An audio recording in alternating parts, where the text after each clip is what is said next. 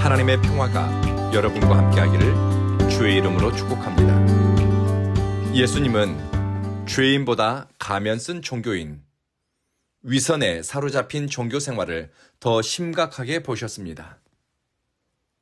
당시 유대 사회에서 종교적 열심으로 존경받고 율법 준수와 말씀에 대한 높은 지식으로 영향력을 행사했던 사람들에게 주님은 이렇게 말씀합니다. 너희에게 화가 있다. 너희는 회칠한 무덤과 같기 때문이다. 겉으로는 아름답게 보이지만 그 안에는 죽은 사람의 뼈와 온갖 더러운 것이 가득하다. 너희도 겉으로는 사람에게 의롭게 보이지만 속에는 위선과 불법이 가득하다. 예수님은 성경과 율법 전문가들에게 너희 속에 불법이 가득하다고 하셨습니다. 헬라어 의미로는 율법이 없다는 의미이고 하나님의 뜻을 거스리는 상태에 있다는 뜻입니다.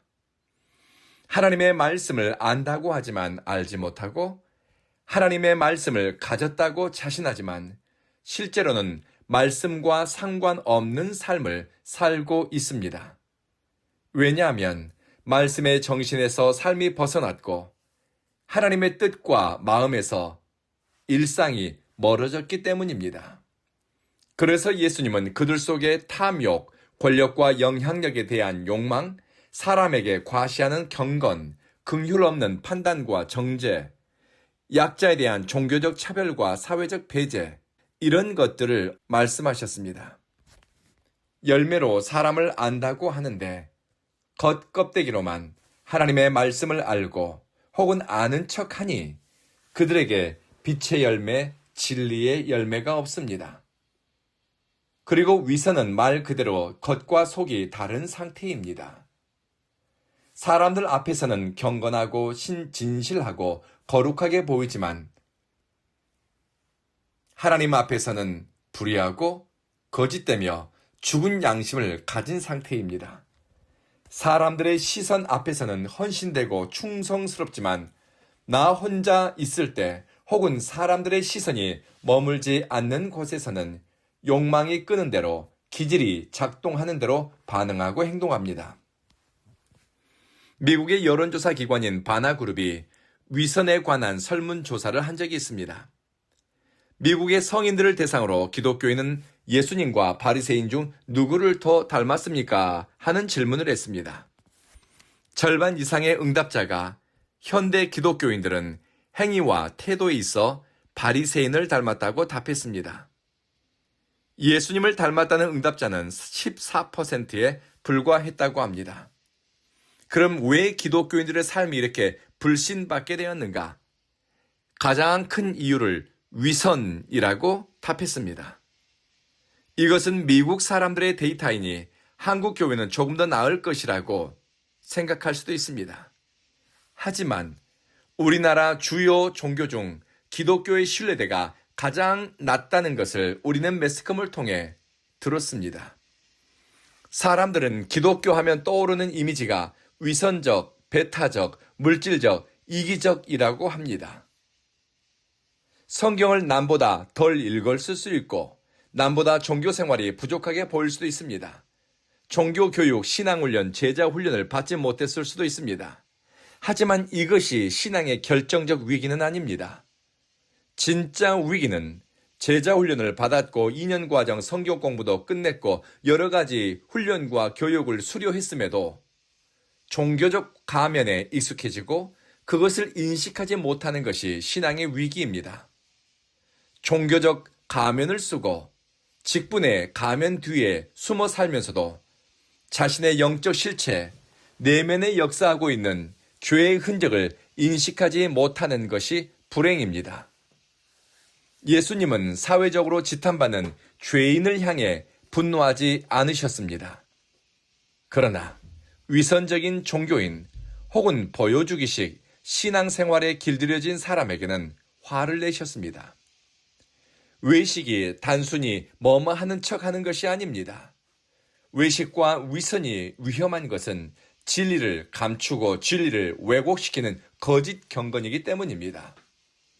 거짓 경건은 자기 양심을 죽이고 주위에 있는 사람의 신앙생활에도 열매 없는 영향을 미치게 됩니다. 예수님의 말씀을 되새겨보고 곱씹어보면 우리 안에 무엇이 있는가, 그것을 인식하고 성찰하며 살라는 당부가 있습니다. 또한 우리의 종교적 열심이나 남보기에 좀 더 우월한 종교 생활이 엇나가기 시작하면 경건의 모양은 있으나 경건의 능력을 부인하는 자가 될 수 있음을 경고합니다.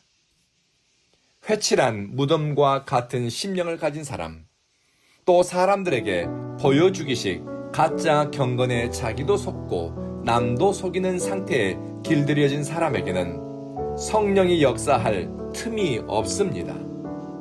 그러니 아무리 남보기에 좋아 보여도 그들의 일상과 관계와 머문 자리에는 성령의 열매가 나타나지 않습니다. 그리스도를 닮아간 흔적이 발견되지 않습니다. 그러나 과거에는 회칠한 무덤 같았고 열매 맺지 못하는 무화과 나무 같은 인생이었을지라도 애통하는 마음과 상한 심령으로 주님의 은혜 앞에 나와 십자가를 붙드는 사람은 토기장이신 우리 주님이 그를 새롭게 지으십니다. 빛의 열매를 맺게 하니 모든 착함과 의로움과 진실함이 삶의 기초가 됩니다. 경건한 척하지 않아도 의의 열매가 맺히고 성결과 화평의 사람으로 살아갑니다. 가정에서, 교회 공동체 안에서, 일상에서 만나는 사람들과의 관계 속에서 그리스도가 그와 함께한 흔적이 드러납니다. 이 은혜가 예수 그리스도를 삶의 중심으로 삼고 하나님의 영광을 위해 일상을 살아가는 여러분 모두에게 임하기를 주의 이름으로 축복합니다. 기도하겠습니다. 자비하신 주님, 우리의 일상이 우리의 신앙 고백과 이어지게 하소서. 우리 선택의 원리, 삶의 방향이 하나님의 영광을 드러내는 곳으로 향하게 하소서. 보여주는 신앙, 겉껍데기 신앙이나 남들의 시선을 의식하는 영적 태도를 넘어서 주님의 손으로 안과 밖이 빚어지고 새로워지도록 토기장이신 우리 주님께 삶을 내어드리게 하소서. 사랑하는 주여, 우리 온 교회는 하나님을 사랑하는 예배자들을 교회, 주님이 기뻐하는 사람들의 심령이 새로워지고 믿음의 진보가 일어나는 교회 되게 하소서. 온 교회 성도들의 일상 속에서 주님을 찾고 의지하고 주님의 이름을 부르면서 주어진 시간을 살아내게 하소서. 예수님 이름으로 기도합니다. 아멘.